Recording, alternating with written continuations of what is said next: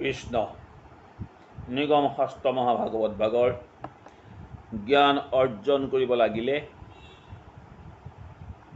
শাস্ত্ৰভাগৰ ভিতৰ চৰাত প্ৰৱেশ কৰিব লাগিলে অকল জ্ঞানৰ দ্বাৰাই ই সম্ভৱ নহয়। আমাক দৰকাৰ ভকতি। সাধন ভকতিৰ দ্বাৰা যি অচলা ভক্তি লাভ হয় তাক কোৱা হৈছে সাধ্য ভকতি। এই সাধ্য ভকতি আৰু সাধন ভকতি আচলতে ভকতি প্ৰকাৰ সেই একেই, কিন্তু তাকে এক ভকতিকে দুভাগ কৰি দেখুওৱা হৈছে। ধৰ্ম অৰ্থ কাম মোক্ষ চাৰি পুৰুষাৰ্থ